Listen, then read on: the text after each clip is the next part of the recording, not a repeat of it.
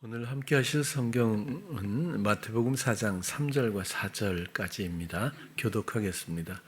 시험하는 자가 예수께 나와서 가로되 내가 만일 하나님의 아들이거든 명하여 이 돌들이 떡덩이가 되게 하라.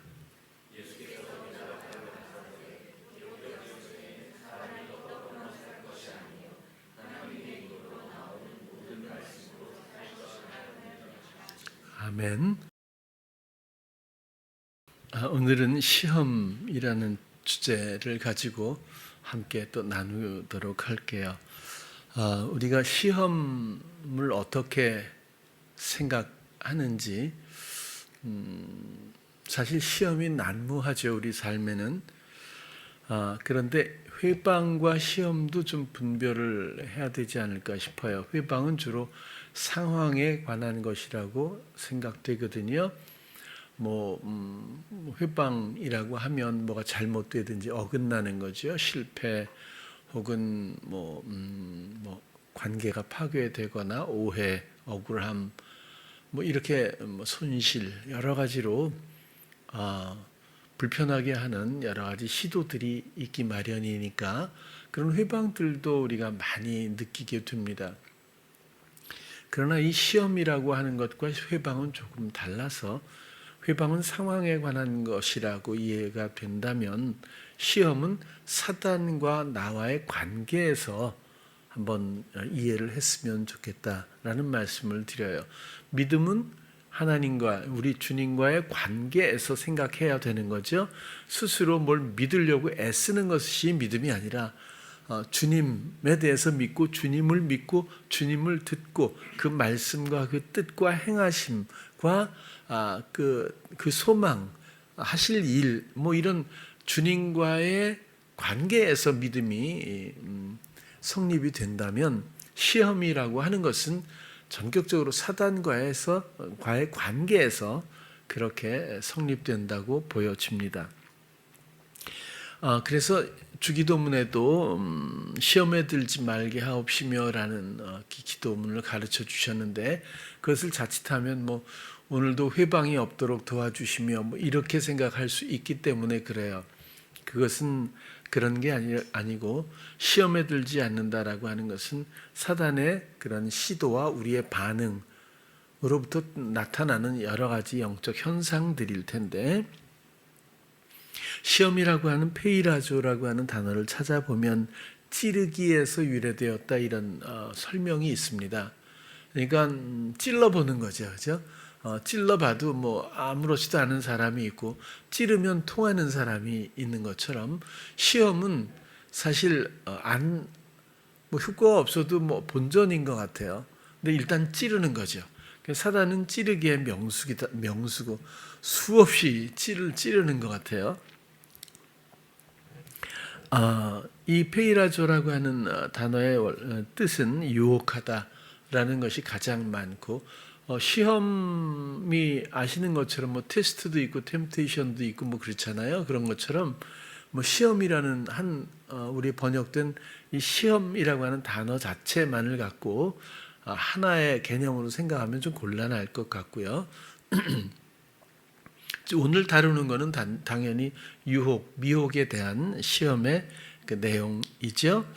유혹하다라는 뜻도 있지만 시도하다, 증명하다라는 뜻도 가지고 있다고 해요. 오늘 이 본문의 광야에 나가서 예수님이 시험당하고 있는 그 상황을 지금 설명하고 있는데 아주 중요한 게 있어요. 마태는 지금 3절의 시작을 어떻게 해요? 시험하는 자가, 그죠?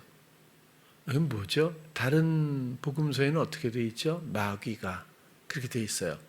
근데 마태는 아예 정체성을 딱 까놓고, 그죠? 마귀가 예수께 나와 이렇게 안 했어요. 안 하고 시험하는 자가 이렇게 했거든요. 그러니까 이 사단의 아주 선명한 정체성이 속이는 자도 있죠. 그런 이름이어서. 그렇지만 시험하는 자가 오늘은 이렇게 사단을 소개하고 있는 거거든요. 이 시험의 목적이 무엇일까? 그냥 시험만 하고 그냥 그걸로 끝나면 얼마나 다행이겠습니까? 그러나 시험은 분명한 목적을 갖고 있잖아요. 오늘도 이 대목을 몇 번 우리가 나눈 적이 있긴 한데, 예수께 나와서 내가 하나님의 아들이거든 명하여 돌들이 떡덩이가 되게 하라. 몇 가지 의도된 여러 가지 숨겨진 의미들을 여기서 볼 수가 있는데요. 예를 들면 부추김이죠. 내가 하나님의 아들이거든, 분명한 사실이잖아요. 이렇게 분명한 사실, 부인할 수 없는 사실을 근거로 해서 왜곡된 방향으로 유도해내는 것이 사기입니다. 그죠? 처음부터 허황된 얘기를 늘어놓으면 사기가 성립이 잘 안 될 거예요. 근데 분명한 사실을 시작으로 왜곡된 방향을 유도하는 것이 결국 사기가 아닐까, 시험하는 거고 속이게 되는 과정이죠. 그래서 내가 만일 하나님의 아들이거든, 이런 말에 예수님도 만약에 그 말을 사실이니까 사실로 마음에 받아들이는 순간 그 기초 위에서 묶이게 될 확률이 높죠. 그렇죠? 뭐 당연한 거니까. 이 하나님의 아들이라고 하는 것은 뭐죠? 능력에, 그렇죠? 어떤 초점이 맞춰져 있는 거잖아요. 뭐 기적을 이거는 예수님이 기적을 행하기 전이지 않습니까? 뭐 가나의 혼인잔치도 사실은 설명을 보면 사흘째 되는 날 이렇게 되긴 하지만, 어쨌거나 전체적인 흐름에서 보면 성령을 받으신 이후에 광야로 이끌려서 이렇게 하는 설명을 들어보면 모든 사역을 시작하기 전에 일어났던 일로 보여지는데, 어쨌거나 앞으로 벌어질 모든 일들, 이 엄청난 기적들은 당연한 것이고, 또 미리 예정하고 하셨다기보다는 그때그때마다 순종하시면서 하셨던 일이지만, 그런 능력이 소유되어 있다는 것은, 보유하고 있다는 것은 사단도 알고 주님도 알고 있는 문제이며, 하나님의 아들이라고 하는 것 때문에 예수님은 사람들한테 잡혀 죽으신 거잖아요. 그런데 사단은 대놓고 이 위대하고 아름답고 고결한 이 정체성에 대해서 먼저 깔아놓고 얘기를 시작하죠. 아주 간교하지 않습니까? 그냥 배고프지, 돌을 떡으로 만들어봐, 뭐 이렇게 하는 게 아니라는 거죠.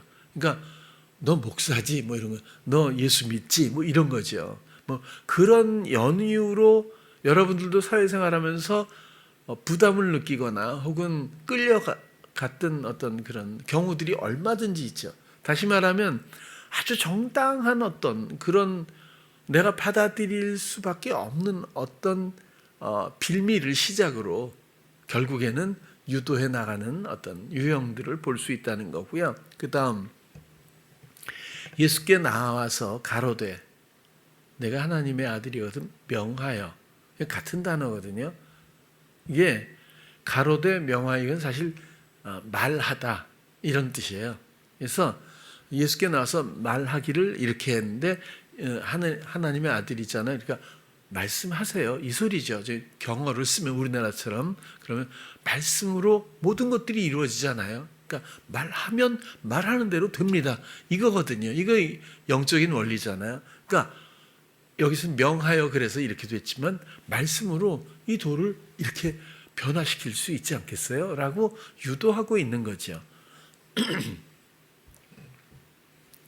그런데 실제로는 여기서의 주제는 이거지만, 배고픈 예수님을 생각해서 하나님의 아들이라고 하는 초능력자의 어떤 그 능력을 인정해 가면서 이걸 빨리 바꿔서, 그런 다음에 먹어서 이 어려운 문제를, 지금 배고픔의 금식에 끝난 이 어려운 상황들을 해소하세요, 이렇게 대화를 해주고 있는 건데, 사실 이것은 겉에 드러난 내용일 뿐이라는 거예요. 이 겉에 드러난 내용만 다 모아서 나열을 해보면 친절하게 가장 시장하실 때에 가장 또 예수님을 인정하면서 또 예수님의 필요를 챙겨드리면서 또 말씀의 능력 가운데에서 기적을 행하여 다른 사람을 주는 것보단 본인을 위해서 일단 음식을 드세요, 사단이 자기 나눠달라는 거 아니잖아요. 떡을 많이 만들어서 나도 주고 당신도 많이 드세요. 이것도 아니거든요. 자기 건 필요 없는 거죠. 아예 그런 개념이 없잖아요. 드세요. 이런 거예요. 그러면은 겉으로는 뭔가 위해 주는 것 같은데 결국 속내는 무엇일까? 그거죠. 그래서 말씀을 전번에 드렸던 대로 사단의 이 시험의 목적은 내가 주장하게 하는 것이다 라는 것을 쉽게 우리가 발견할 수 있다는 거예요. 예수님은 한 번도 자의로 말한 적이 없으신 분이에요. 그 말을 오염시키고 있는 거거든요. 이탈시키고 있는 중입니다. 이것이 영적인 의도라는 거예요. 사단은 그런 거거든요.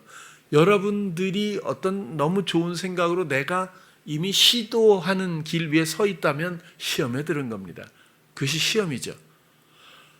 당연하게 여기는 옳아 보이는 어떤 일이라고 받아들인 후에, 그렇죠? 당연하게 그런 것들이 뭐 성도로서 성도의 의무로서 우리가 들려올 수 있는 시험일 수도 있는 거예요.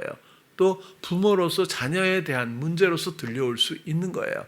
또 남을 돕는 헌신적인 문제에서 들려올 수도 있을 거예요.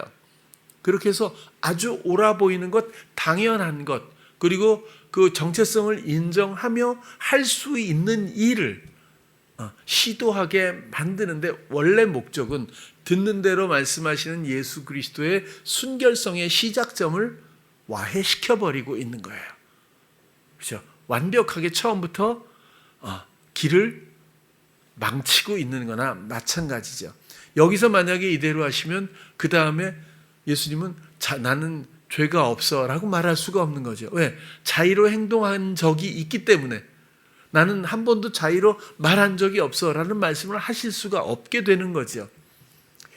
예수님의 하나님의 뜻에 따라서 십자가의 이런 모든 일들을 자신의 원대로 하지 않고 사랑으로 하나님의 원대로 하시는 이 사랑이 오염되고 있는 중이라는 뜻이에요.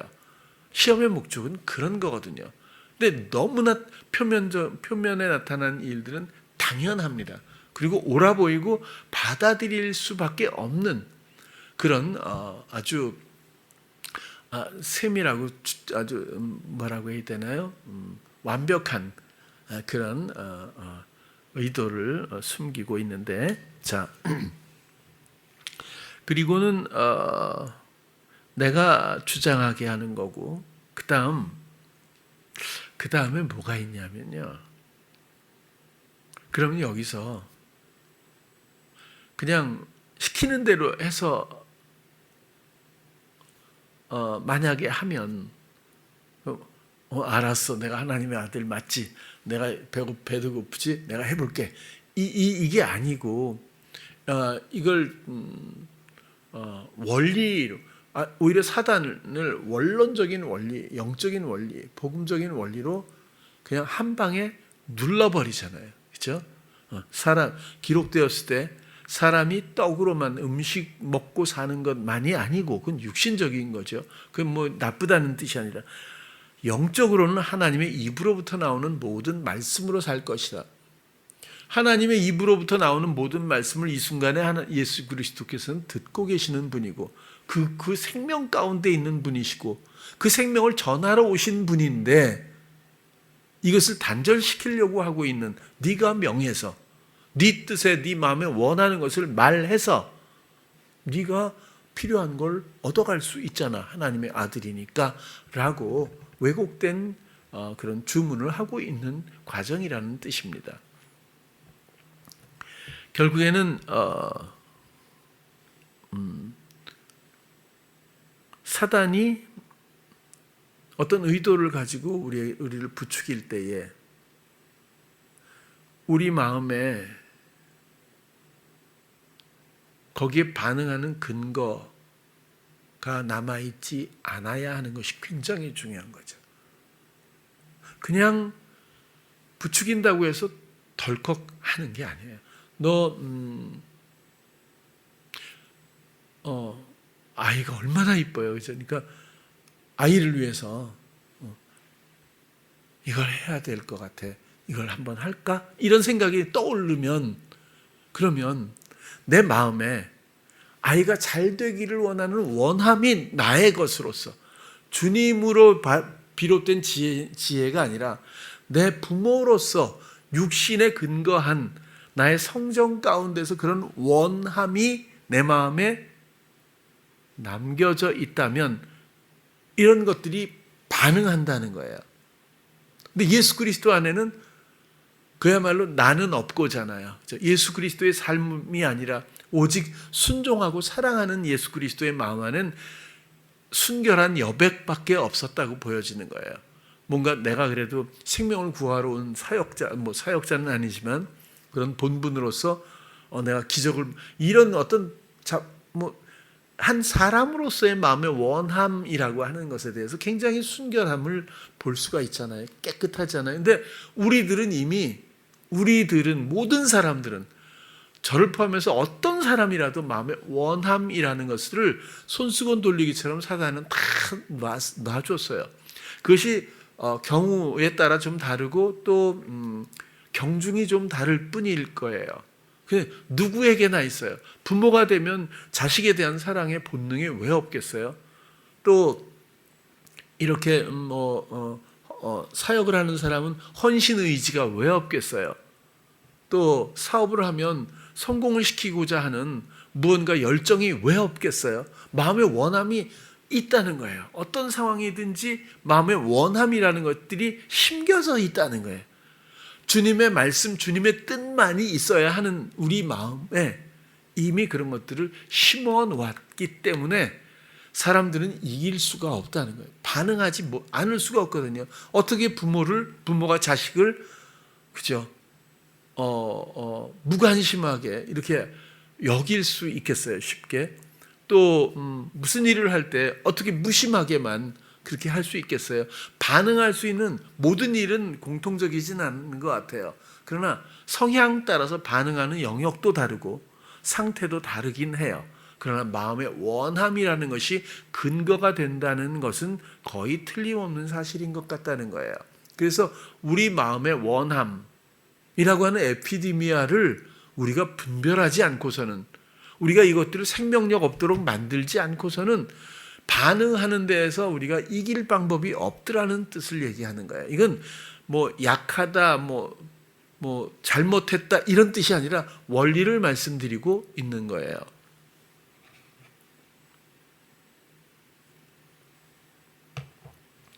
그리고 보세요.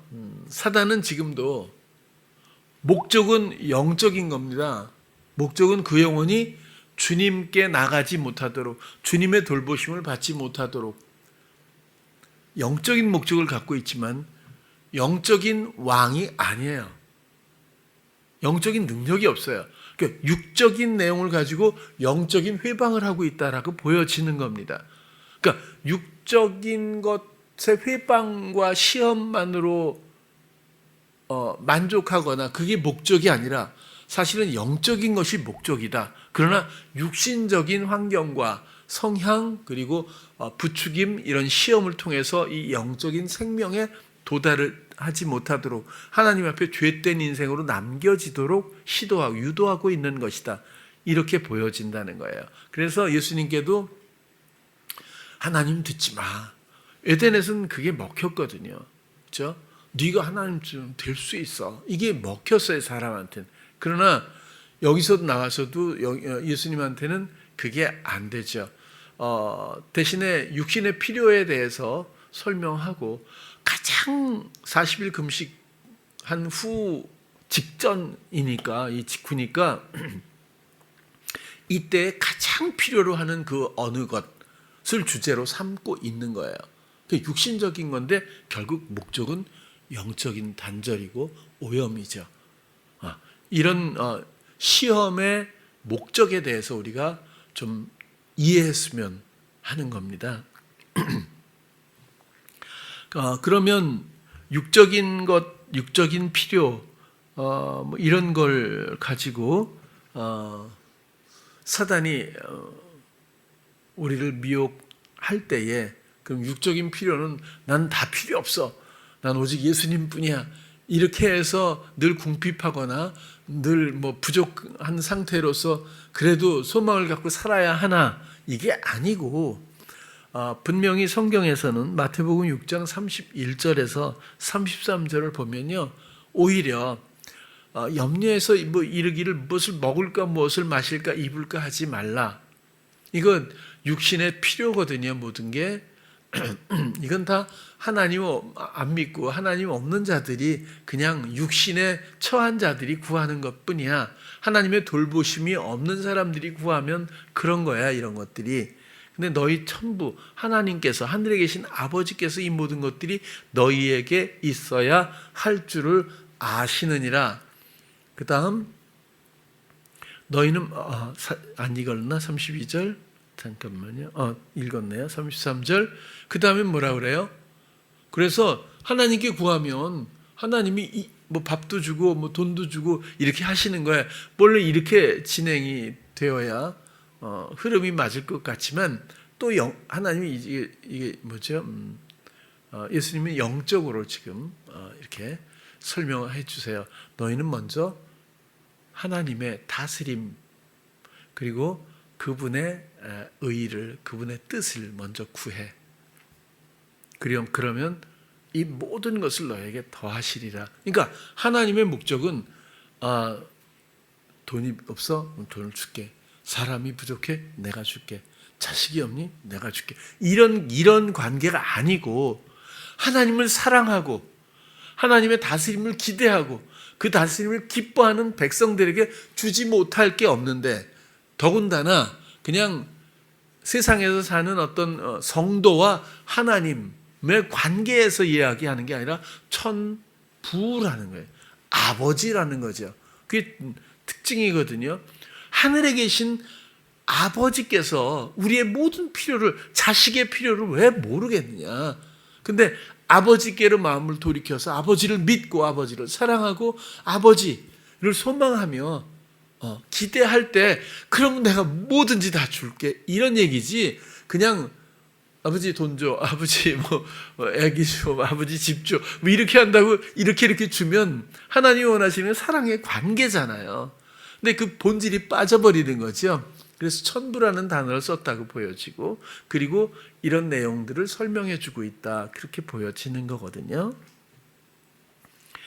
그래서 뭐 우리는 그럼 육신의 필요는 뭐 어떻게 뭐 구해야 돼 말아야 돼 이러지 마시고, 하나님의 사랑의 돌보심을 먼저 믿고 소망하며 그런 안목을 가져야 한다고 봅니다.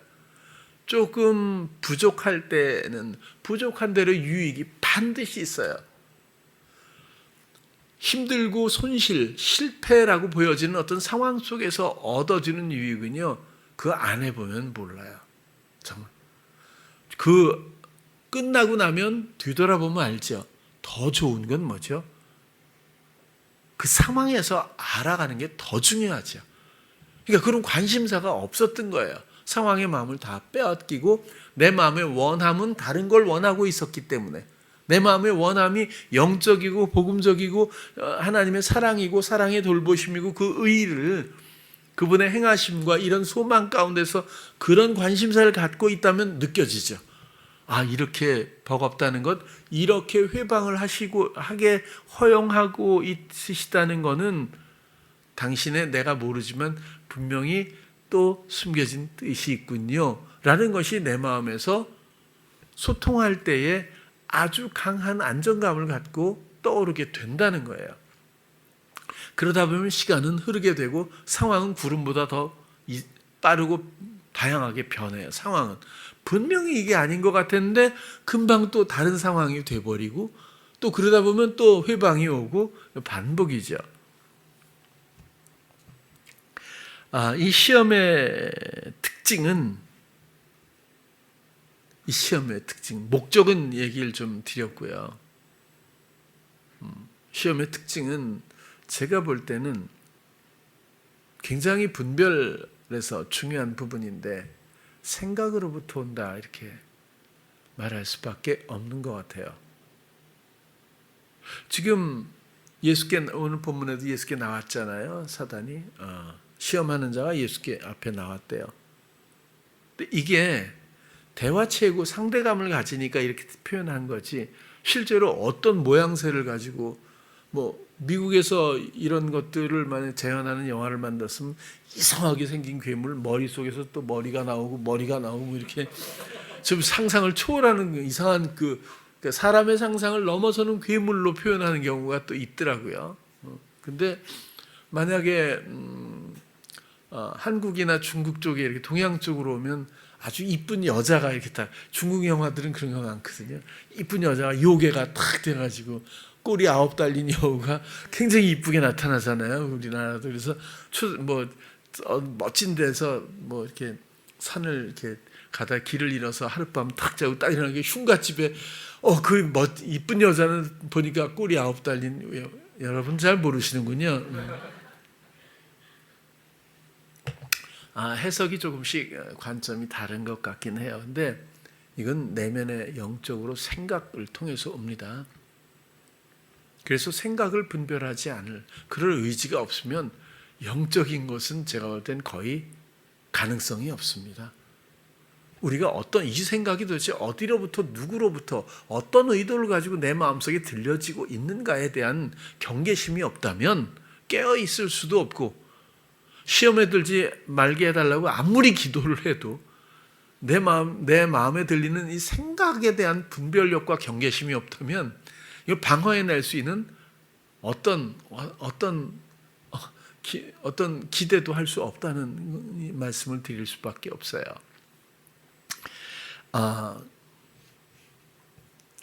또 이 생각은 획일적이지 않은 것 같아요. 생각을 뭐 예를 들어서 이렇게 해라고 하는 이야기를 그러니까 동쪽으로 가, 만약에 이렇게 얘기를 하면 누구한테든지 A, B, C, D 사람들의 경우 동쪽으로 가, 너 동쪽으로, 이렇게 똑같이 얘기 안 해요. 그렇죠? 이게 다 다르다는 거예요.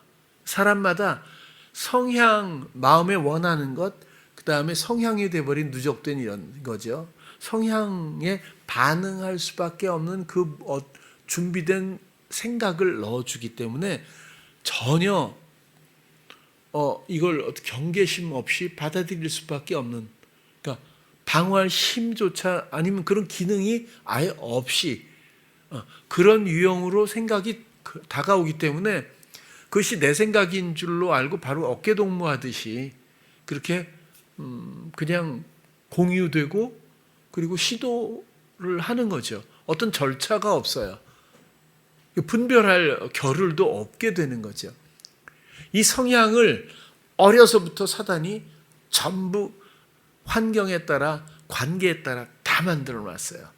그리고 어떤 생각을 던지면 반응할 수밖에 없도록 만들어 놓은 거죠.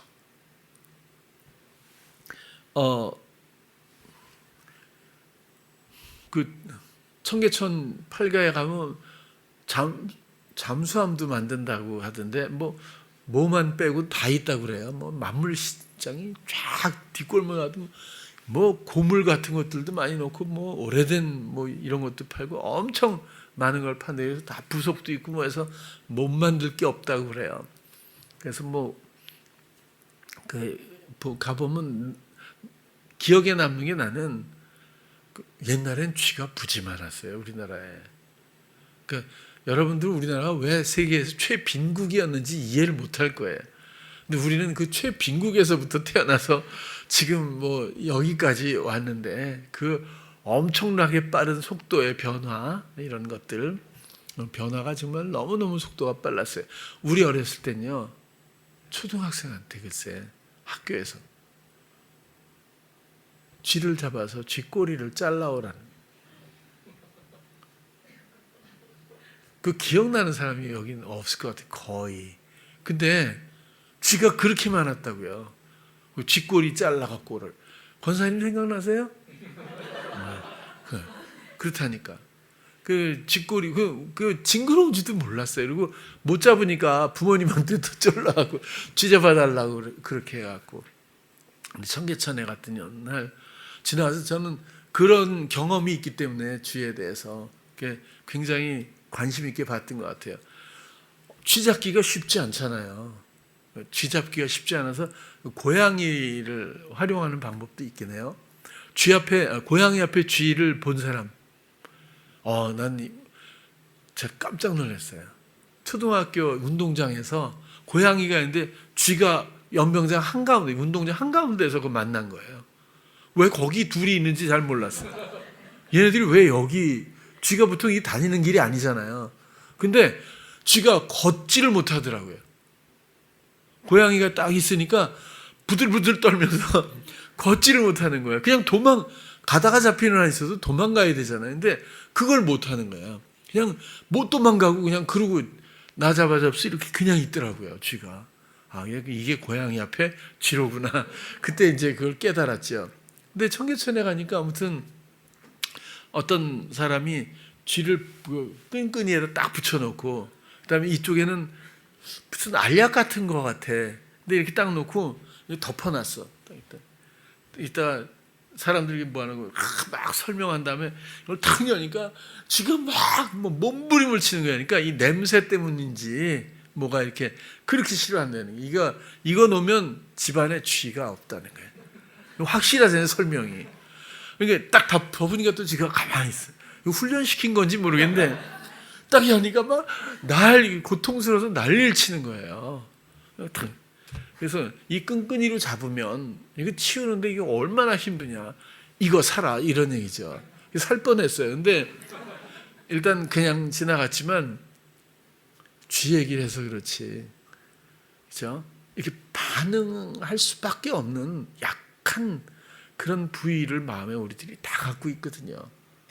부모, 자식, 그다음에 사업에 대한 어떤 마음도 있고 또 이렇게 사역에 대한 것도 있을 거고 무엇 할 거 없이 굉장히 사람들의 성향을 형성시켜서 무조건 반응하게 만드는 그 여건들을 다 이렇게 해놓고 조성해놓고 그 다음에 울거먹듯 노예처럼 부리고 있는 형국이라고 보여지거든요. 그게 사람입니다. 마음에 원하는 것이 남아있는 이상 이 굴레를 벗어날 수가 없습니다. 이 마음에 원하는 것을 잘라내는 것이 그렇게 마음의 할 일이고, 또 왜 바울이 육체와 함께 정과 파데마와 그다음에 에피디미아를 십자가에 못 박아야 한다고까지 웅변을 하겠냐고요. 이게 있으면 안 된다는 거거든요. 이게 근거가 되기 때문이에요. 아무리 옳아 보여도. 이걸 없으면 공간을 비워놓으라는 뜻이 아니라 오직 주님의 뜻, 주님의 말씀, 그리고 우리의 믿음으로 채워야 한다. 그런 뜻이죠. 그러면 시험에 들을 일이 없게 되겠죠. 어려서부터 보면 정의감 좋잖아요. 그런 걸 부추겨서 그런 걸 이렇게 좀 돌출시킨 유형의 성향, 그런 사람들은 또 옳고 그름에 못 견뎌요.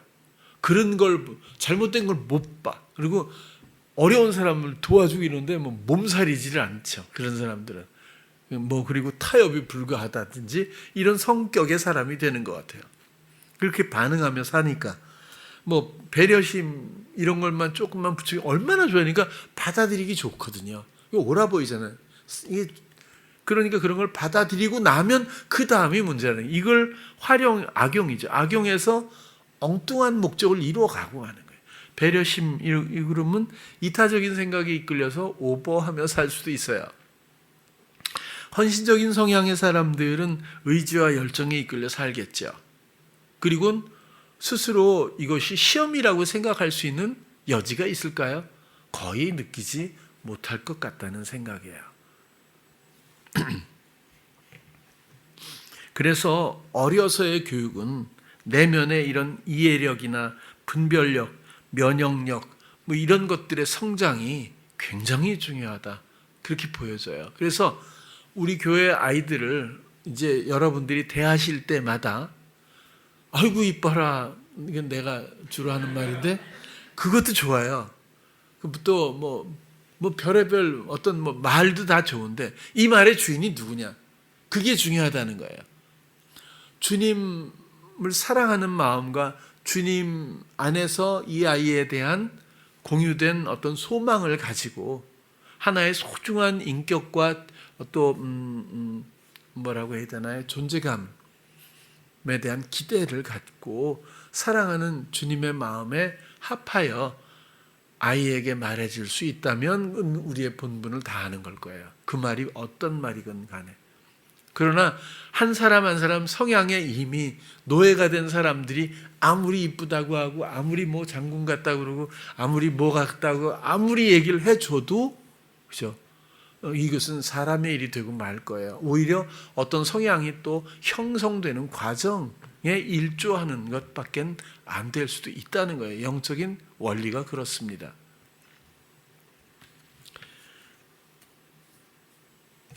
이 성향적 생각은 중독성이 너무 지나치게 강하죠.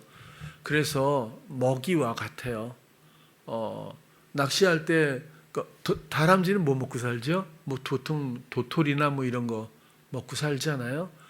막 숨겨놓고 다람쥐는 근데 건망증이시면 자기가 그렇게 많이 숨겨놓고도 잘 모른다고 그러더라고요. 어디다 숨겨놨는지. 아무튼 뭐 그건 다람쥐 사정이고 뭐 붕어는 뭐 주로 지렁이를 많이 먹잖아요. 낚시할 때 보면 뭐 붕어를 잡으려고 도토리를 껴갖고 넣는다고 붕어가 물겠어요. 그러니까 이런 미끼 같은 게 성향의 그 미끼가 다 다르다는 거예요. 그래서 그런 미끼에 언질만 툭 던져주면 그냥 사망으로 끌려가는 거죠. 노예처럼. 저도 성향적 삶에서 벗어났다고 저는 생각을 하지만 이렇게 보면 좋을 것 같아요. 성향을 완전히 없애자 이게 아니에요. 그게 아니라 이 성향의 주인을 바꾸자 이렇게 생각하시면 좋을 것 같아요. 이미 형성된 어떤 성품이 있고 본능적인 것도 있어요. 선천적인 것도. 그리고 후천적인 것도 당연히 있겠죠. 형성된 성향이 있다고 하더라도 이것의 주인이 부추김의 시험에 사단이 되지 않고 오히려 주께 드리면 주의 손에 들려졌을 때 이것이 선용되는 거죠. 사단에겐 악용되는 것뿐이고 뭐 예를 들어서 쉽게 예수님이 바울 같은 사람이 필요했던 것 같아요. 제가 봤을 땐 바울이라는 사람은 아무튼 굉장히 강력하잖아요. 그리고 외골수 같고 그다음에 허점이 별로 없어 보이고 뭐 강직하고 막 이런 느낌이 들잖아요. 그런데 이런 성향이 아니었다면 그 일을 제대로 감당했을까라는 생각이 드는 거죠. 만약에 도마와 같은 사람을 불러서 네가 이방인의 사도가 되거라 하면 뭐든지 의심하고 일단 짚어본 다음에 이건 아닌 것 같은데 이런 이중적 생각이 있지 않았을까 생각이 들어봐요. 근데 바울은 그런 게 없잖아요. 달려갈 길을 다 가도록 내 목숨 하나도 중요한 것으로 여기지 않노라. 이거 쉽지 않거든요. 그래서 성향이 꼭 나쁘다 이렇게 보기는 어려운 것 같고 주의 손에 들리도록 그동안은 농락당했던 형성된 나의 본능적인 성향조차도 주께 드립니다라고 하면 될 것 같아요. 제 생각에는. 저도 이런 성향적인 것들이 당연히 있었어요. 연민에 대해서는 말씀을 드렸고 또 아버님이 참 제가 볼 때는 참 일찍 돌아가셨지만 이북에서 넘어오셨지만 진짜 강직하고 강하고 그리고 굉장히 정직하고 아주 대단한 사람이에요. 좋아할 만한 사람인데 너무 상처가 깊다 보니까 장손으로서 그 가문의 대를 끊기지 않기 위해서 홀로 월남을 16살 때 해가지고 군에 들어가서 외롭게 가정을 꾸리고 하면서 힘들게 뭐 6.25 전쟁 그다음에 여수순천 반란 사건, 4.3 사건, 뭐 지리산 투벌 할 거 없이 전쟁을 엄청 하신 분이거든요. 그래갖고 굉장히 마음에 상처가 깊고 아무도 친척이 없어요. 아버지 쪽으로는. 그러니까 외롭고 막 이런 것들이 또 이제 힘들고 한 걸로 이제 분노가 좀 가끔 있으셨어요. 그래서 어렸을 때 그런 걸 보면 그 강도가 너무 강하니까 위압감이 장난이 아니었던 것 같아요. 근데 어렸을 때 그래서 그랬는지 모르지만 거기서부터 피어오른 성향이 이렇게 스물스물 있는데, 연민은 얘기했고 제가 볼 때는 다른 사람, 그러니까 그러니까 행복하게 해주고 싶다는 어린아이의 소망 같은 것들이 있었던 것 같아요. 제가 볼 땐.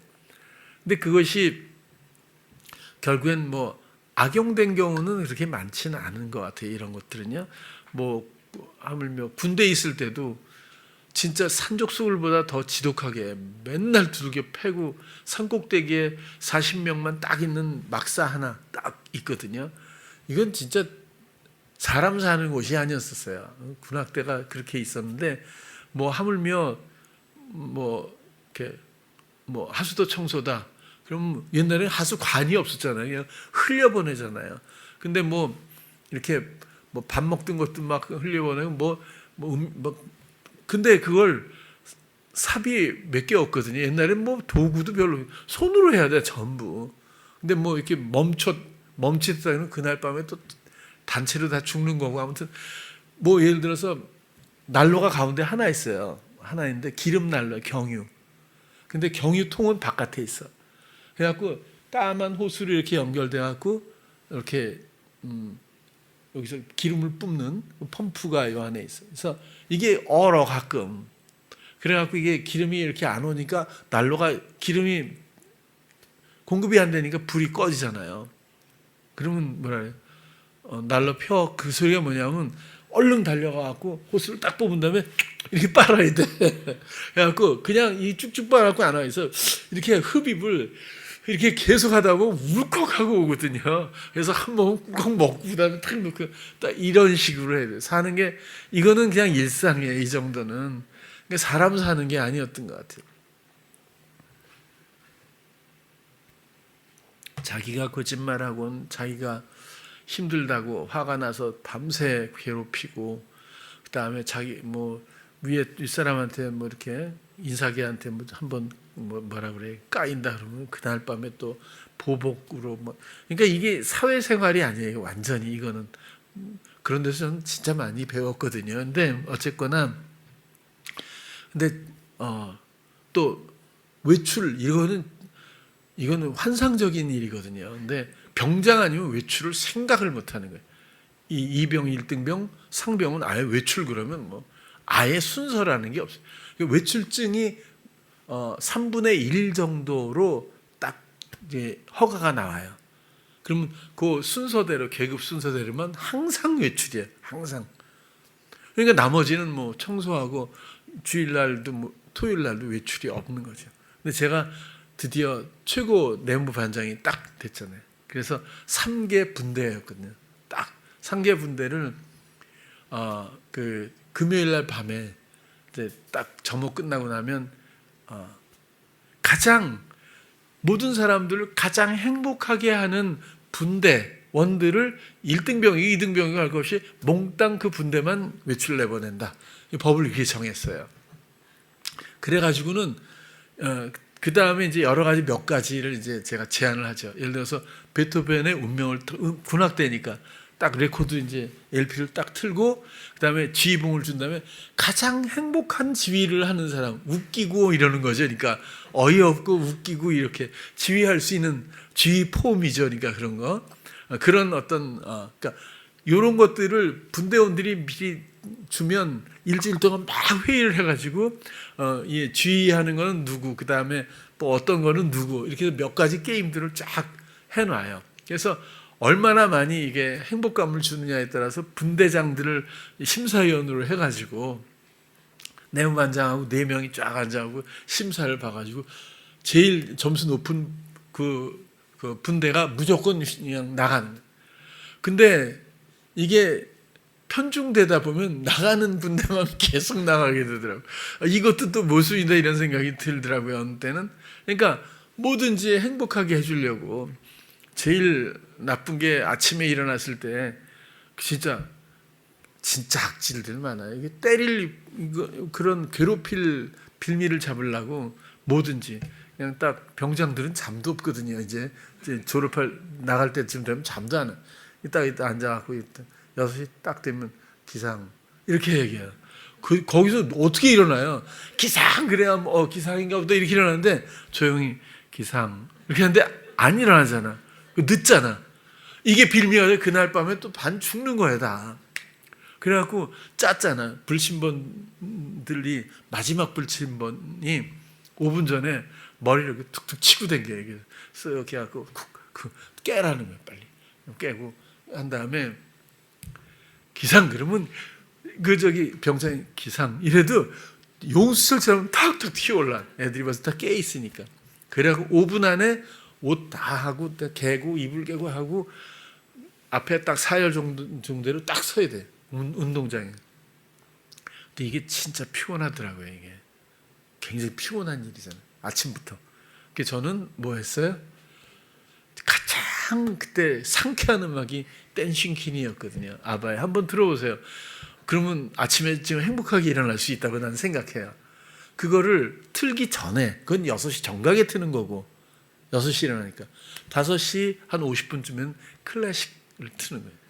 그래서 잔잔하게 깰 수 있도록 클래식을 탁 틀은 다음에 6시가 딱 되면 서두를 거 없어요. 그냥 불침번이 6시가 되면 딱 그 댄싱 퀸을 딱 레코드 이제 LP 딱 올리면 딱 전주가 되면 천천히 일어나요.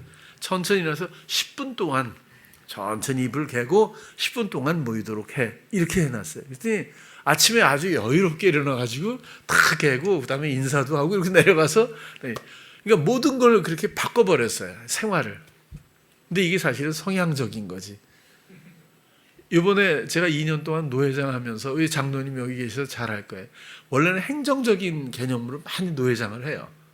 무슨 일이 있거나 이러면 그걸 처리한다든지 사건 사고 뭐 이탈 뭐 어쩌고저쩌고 뭐 행사 뭐 이런 거. 근데 저는 그런 거 하나도 안 했어요. 진짜. 그런 거 신경도 안 썼어. 그냥 모든 노회원들이 행복해야 한다.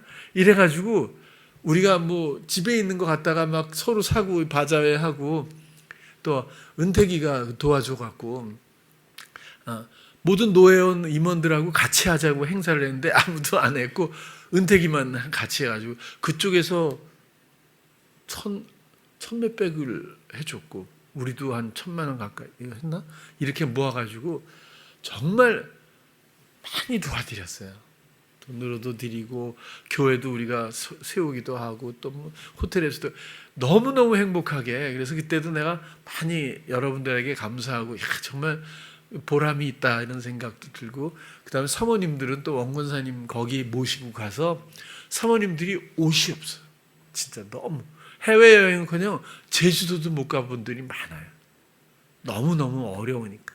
그래서 원권사님이 또 골라가지고 옷들 막 2개씩도 주시고 막 이래가지고 그때 정말 너무너무 행복했다고 그래요. 지금도 이렇게 들어보면. 그래서 잘했다 이런 생각이 드는데 물론 성향도 있지만 저는 죽게 묻고 또 주님의 지혜 안에서 다시 말해서 좋은 성향도 있고 뭐 나쁜 성향도 있겠지만 그것보다 중요한 것은 이 성향의 주인이 누구일까라는 거고 내가 되지 않고 내 뒤에 시험하는 자가 되지 않게 하고 그리고 나의 모든 성향까지도 주께 드릴 수 있다면 믿음으로 그러면은 제가 볼 땐 시험과는 상당히 근거가 이제는 단절되고 멀어질 수 있지 않을까 그렇게 생각해요. 지금도 보면 뭐 이중직 뭐 이런 거 갖고 목사가 뭐 직업을 가져야 되냐 말아야 되냐 이런 게 뭐 어떤 목사님은 유튜브를 보니까 안 된다고 막 이렇게 하는 거 또 어떤 분은 틀렸다 이렇게 해서 또 유튜브를 올리고 막 서로 이런 게 많거든요. 어떤 목사님은 교회 담배 피는 부스를 하나 탁 만들어 담배 때문에 교회 못 나오게 그러지 말고 와서 여기서 피워라 이렇게 하니까 또 어떤 사람은 이게 말이 되니 이게 교회냐 막 이렇게 되고 그러잖아요. 근데 이렇게 이게 중요한 게 아니라 생각이 다르다는 건 한 분 성령으로 말미암아 그렇죠? 마음에 원하는 것도 기준도 없이 모든 삶을 주께 내어드린 사람들이면 근본적인 흐름이 같아야 할 텐데 모두가 어찌 보면 틀리고 맞고보단 자기 생각, 자기 주장, 옳고 그름. 옳고 그름도 기준이 다르잖아요, 사람마다.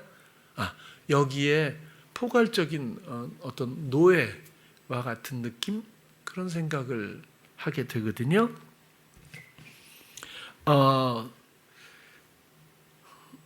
히브리서 2장 18절 보면요. 예수님께서 본인이 시험을 받아 고난을 당하셨은즉 광야의 시험부터 시작해서 마지막 십자가의 고난까지 모든 것들을 우리를 위해서 시험 받는 자들을 능히 도우시려고 하셨고 지금은 마음에 오셔서 모든 이들이 의뢰하는 자마다 시험 받는 자들을 능히 주께서 도우십니다. 다시 말해서 시험을 내가 상대하는 것이 아니라 시험을 이기신 예수 그리스도께서 행하시도록 나의 모든 일을 주장하시도록 그렇게 함으로써 우리가 시험에서 자유할 수 있다라고 하는 원리를 이해하게 합니다.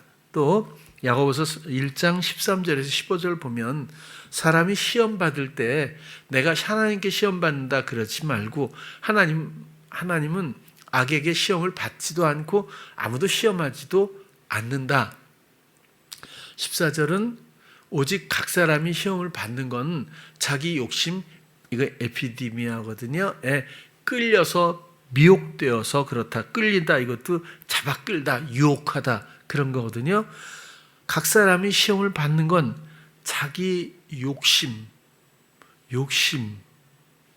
유혹의 근거가 된다는 거예요. 욕심이 끌려가서 결국 무언가 시작되는 거거든요. 또 끌려서 미혹된다 이것도 함정에 빠뜨리다, 속이다라는 뜻이고 욕심이 잉태, 임신하는 거죠. 이 에피디미아가 임신하면 결국 죄를 낳는다 그런 거예요. 그래서 마음의 할례가 얼마나 중요한 그 근거를 없애는 거니까 욕심이 잉태한 즉 죄를 낳고 이 죄가 뭐죠?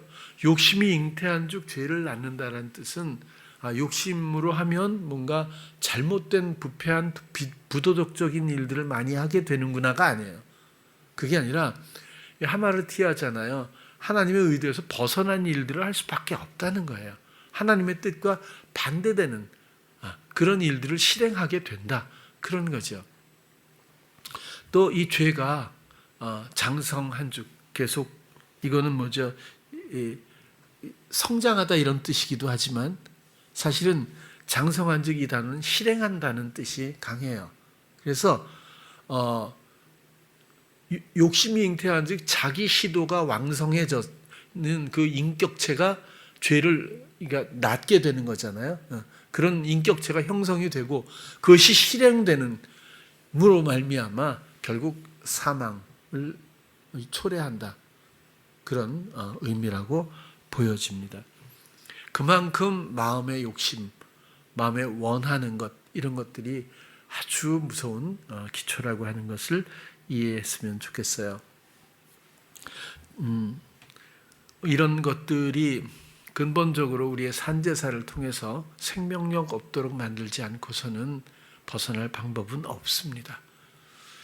이것이 세례이자 마음의 할례거든요. 그리고는 하나님의 인도 따라 새로운 땅에 올라서서 믿음을 가지고 순간순간마다 인도받아야 말씀으로 순종하며 함께 그 길로 가야 그것이 하나님의 나라에 들어갈 수 있는 유일한 행보라고 보여지는 거죠. 삶의 순간마다 생각의 미혹과 마음의 원함을 제발 분별하고 오직 주님을 듣고 순종할 수 있는 우리 성도님들 모두 되시길 축원합니다. 기도하겠습니다. 사랑의 주님, 오늘도 또 시험에 대해서 우리가 나누었습니다. 우리가 무엇이 시험인지도 모르고 또 시험이 들 때도 많이 있죠. 이제는 마음의 우리 원함도 아무리 옳아 보인다고 해도 내려놓고 또 성향적 반응의 그 연결고리도 이제는 모든 것들을 단절하기 원합니다. 오직 우리의 모든 것의 주인은 예수 그리스도 뿐이십니다. 생각도 마음도 말도 오직 주님만이 주장하시기를 원합니다. 그 길을 위해서 이제 다시는 시험에 들지 않고 오직 의의 길을 함께 갈 수 있는 우리 모두가 되게 하시옵소서. 예수님 이름으로 기도드렸습니다. 아멘.